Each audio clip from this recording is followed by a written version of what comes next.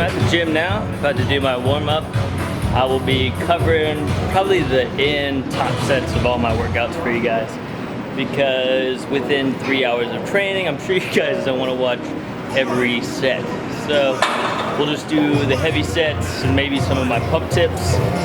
This is day 7 days out. Friday, week Friday.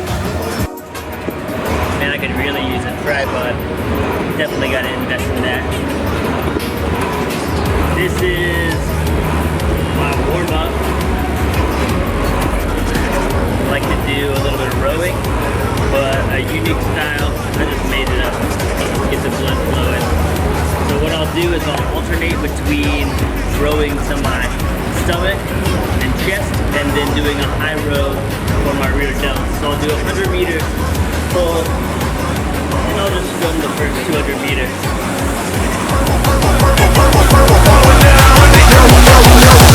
It's all I gotta say.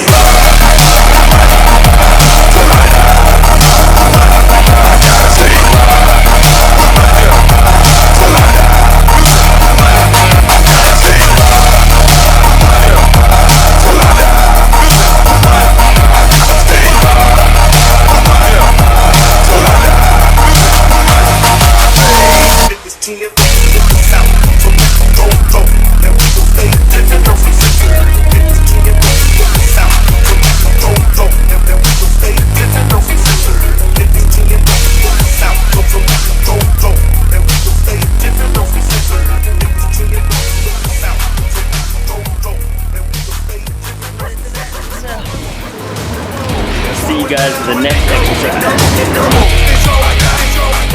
And this right here is how I do my warm-ups. I've tried several different things. I've done Agile 8, DeFranco, I've done the Limber 11, I've done foam rolling, I've done blah blah blah blah, done biking for 20 minutes, whatever. Anyways, this is the best warm-up I found. Stretches my back, stretches my legs, stretches my glutes. Overall, it's just a nice full body warm up, and I find it really helps loosen my back up. Just in general, I'll do about anywhere from 10 to 20 rolls, and then just like 5 to 10 toe touchers on each side. That's it. That's all I do for warm up. Here we go. Pre-workout, pre-pump. See what's going on. Nothing too special. Pump's not that good right now. Let's check out the back.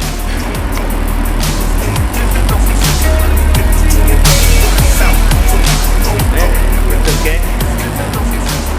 Let's spread. But as you can see, look, I'm pretty flat. I hit carb ups since Saturday. 250 grams. Monday was 100 grams, Tuesday 250, 200, and Wednesday was about 400. I was crushing it out wakeboarding with my friends. Had 2 days off. That's the first Wednesday and Thursday off. That's the first days off I've had since my show for Mr. Yongin 3 weeks ago. So I'm feeling awesome right now. I haven't hit the gym in 2 days.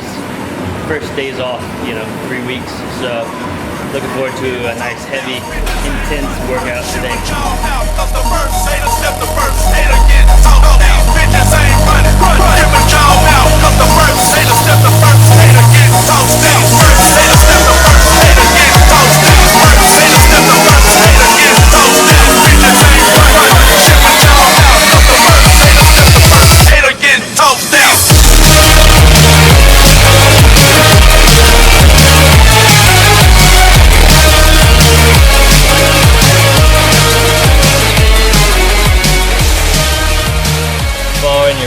On the right, I'm sure you've just been baffled by that amount of sets for this one workout.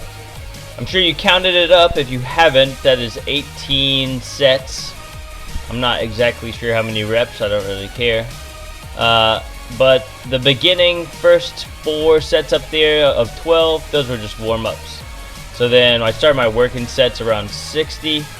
Was just going for around 6 to 8 reps. Managed to get up to 80 for 6. Could have probably done 85 for 5, but wanted to try the 90s for 3. Actually, I was hoping to get around 5. But let's watch this. What happened here? Nice off, and it's a no-go. So, what are you gonna do? Gotta ask for a spot. Luckily, this nice guy was around to help out. You know, I think asking for a spot, no problem with that.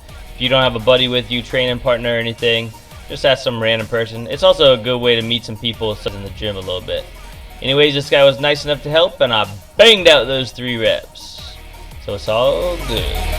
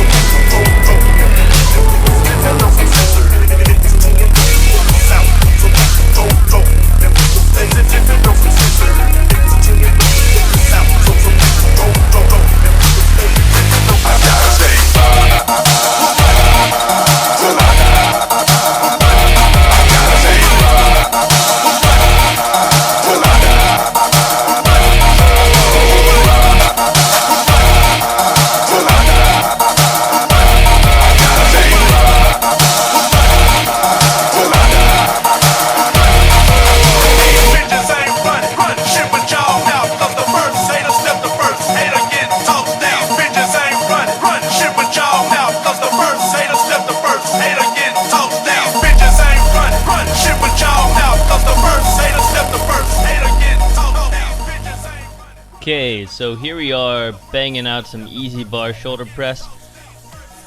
Why would you do that after dumbbells? Well, I get a different kind of tension on this. I'm not pushing directly up. At the same time that I'm pushing up, I'm trying to spread my hands outward. And I get a stronger contraction on this, and that's why I go for higher volume and higher reps just to focus more on isolation. Now, shoulder press I do just to go as heavy as possible, and I can't really isolate delts specifically and get a pump. I could if I went lighter, but I prefer easy bar or barbell movements for pumping, unless it's going to be heavy barbell military press. Anyways, I'm doing half behind the head and then half in front, jumping straight into lateral raises. That's my active rest. And something you want to know, a good tip for lateral raises, is you want to keep them from ever touching your sides. Try to stay about a foot away from touching your sides, and that will maintain constant tension on the delts. Never bring them down. That is losing all the tension and not working as hard. Alright, so after I do those lateral raises, right into rear delt flies.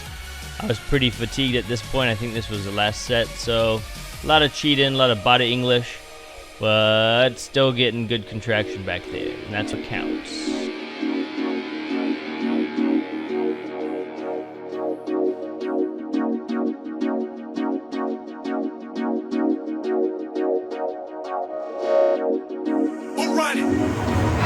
Pretty decent shoulder pump.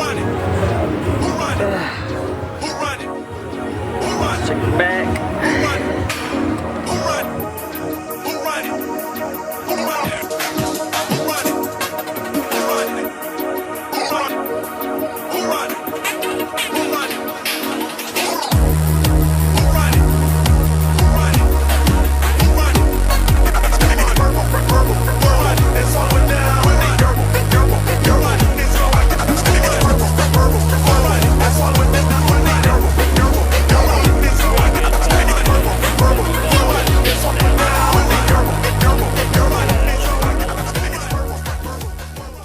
Hey, wait, what? Did I just say chest? I meant back. All the chest exercises that I had wanted to do were taken at the moment, so just hopped on this seated row. And what I'm doing here is mimicking a V-bar pull down. I find that doing it horizontally gives a much different stretch, and the tension I can place throughout my whole back is far greater. Really try and arch up at the top, and at the bottom really trying to internally rotate my shoulder and push my head through so I can really stretch out the lat, as you can see. If you guys haven't tried this before, it's one of my new favorite exercises. I just get such a nasty stretch and can put so much tension on the lats. It's amazing.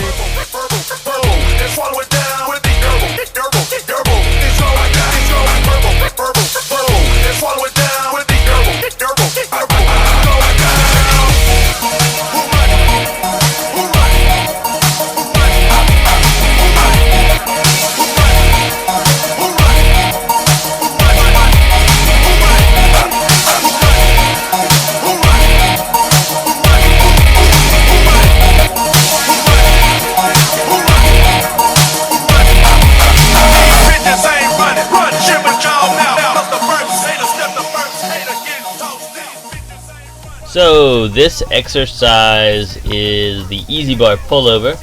It is a fantastic exercise if you guys are trying to build a nice taper. Now if you superset this with the previous exercise you just watched, that straight bar pushdown, the pump is ridiculous, because with that straight bar pushdown you're going to be really nailing the lats, really pumping up the teres major, and if you're doing the straight bar pullover properly, you're really going to be pumping up that serratus area and lats as well. So just the overall thickness that you build and pump that you can get between the two of these exercises mixed together is really amazing. Now you can do this with dumbbells, you can do this with cables, you can do it with barbells, easy bars, whatever. I like doing it with an easy bar specifically because the hand positions, and also because it keeps my arms locked into a similar plane of movement. Give it a try, it's epic! Alright, halfway through the back workout. Shoulder pump's still good. Haven't hit chest yet, but feeling pretty wide. So, looking good. Check out back.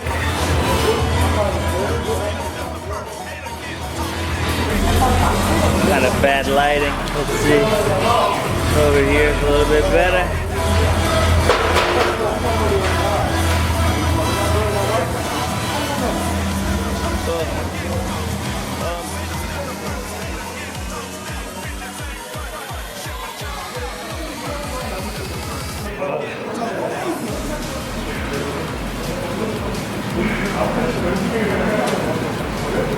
It's hard to, pretty difficult to pose off with a camera in your hand. Anyways, back's almost done, and get ready to hit chest now. So I think we're in hour 2. It is 7:15. I think I started at 5. I don't know. We'll see at the end of the workout. I'll get the time and everything. It goes for a while though. Definitely hit volume a little bit differently than most people. Alright, about to start my chest workout. Took like a 15-20 minute break. That was after the hour-and-a-half shoulders and hour back workout. Just refilling up on some BCAA, H2B, what is that stuff? Glycerol, a couple other supplements. Get my energy up, a little bit of calories, and hitting up Instagram a little bit. A little downtime and rest so I can recharge for this chest session. About to crush about an hour. I stopped hitting flat bench for the past couple weeks. I really need to focus on upper pecs. As you can see, like a little bit more separation in between the front delt and upper pec. So just hitting mostly incline movements and really trying to target that upper pec area. So as you can see, all of my exercises that will be coming up will be focused in that area of my chest. So hopefully it gives you guys some ideas, and if you're lacking in that area, this is what I do to try and fill out. And I found that it's been tremendously helpful in the past about month and a half. I've been really nailing it, so it's come up a lot. Anyways, I don't know if the audio is good. I'll be getting a Rode mic soon, so I'll set that up ASAP. Whew, this camera is pretty heavy. All right, starting off incline bench.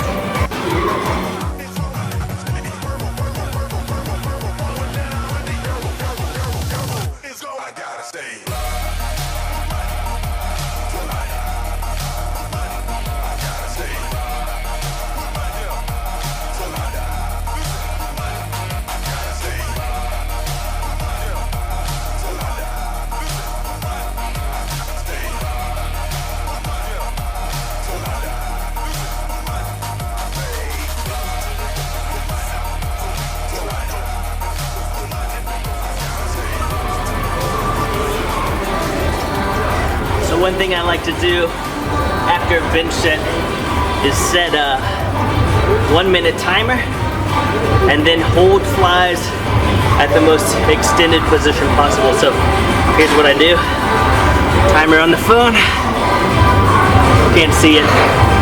Anyways, that's at 1 minute, and then I'm gonna hold a stretch in a fly position.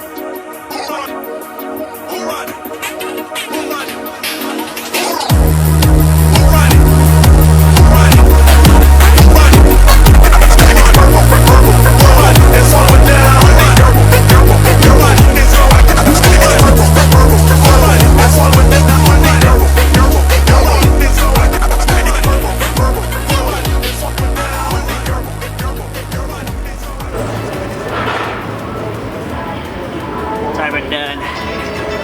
Oh, so that was a 1 minute hold on the fly. Try to get a stretch.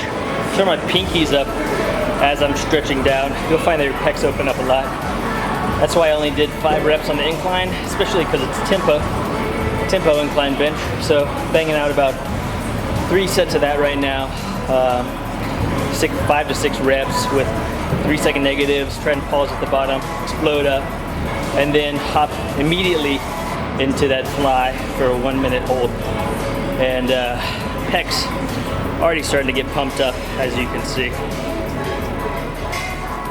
Looking good. Thank you, hamstring. This is one of my favorite exercises for pumping the midline of my pecs. I know scientifically they say you can't isolate a certain area of a muscle, but anecdotally, I can. And if I can feel it working, then to me, that's good enough. Alright, so if you have a chest press like this, give it a try. You're gonna push across your chest, try to bring your inner elbow up to your other shoulder. And the reason that this is great compared to dumbbell, you can do dumbbell on your side, it's really awkward. Cables is pretty weird because you're not really locked into place, but this is locking you into place fantastically. It's a really good way to hit upper pecs and the midline of your pecs, so give this one a try if you haven't. Alright, so what do we have here? We have some FST7 flies, presses, and close grip push-ups. Now, I want to break down my pec strategy for you guys, of what you've seen so far. You watched me do incline bench, and I was going as heavy as I could while in peak week. It was only 80 kilos, but I was doing around 6 reps, 5 reps with really slow negatives, and then going directly into 1 minute isometric hold to get a really strong stretch going on. So I'm going heavy compound, going for a stretch, and then I moved immediately over to the hammer strength machine to get inner chest press and upper pecs. Right, incline bench is hitting upper pecs mostly as well. And from there, after I'm getting these strong contractions throughout the midline of my pec, upper pec, as I said, anecdotally, that's what I feel, then I'm pretty fatigued at that point through stretch and full contracted states. So then this is just an amazing finisher. Hani Rambad, pro creator, Jeremy Bundia's coach, Phil Heath's coach. This is his claim to fame strategy, FST7, right? So you're going to do a fly for 7 reps, then you're going to do a press for 7 reps, and then generally he has you posing, but I'm doing active rest with, I prefer close grip push-ups. You can see the vascularity growing, you can see the definition getting pretty shredded up in here, and Set number 2. 5 more to go. And this last clip is the final footage of the day, ending day 7, you guys, and it's just for Myron. Thanks for watching. I hope you guys learned a lot. If you have any tips that you'd like to give me, please drop them in the comments below. If you have any tips that you learned that you thought were useful, or something you would like to critique about these videos, drop a comment too. I'll try to get back to you guys ASAP and start working on my day 6 vlog video. I am currently 1 day out and got a lot of time today to prep, but actually I'm just going to be sleeping all day. Can't wait. Pretty happy with this video, looking pretty shreds. So all is going well, shooting for a Grand Prix goal tomorrow. We'll see how it goes. I'll keep you guys updated. Keep checking in.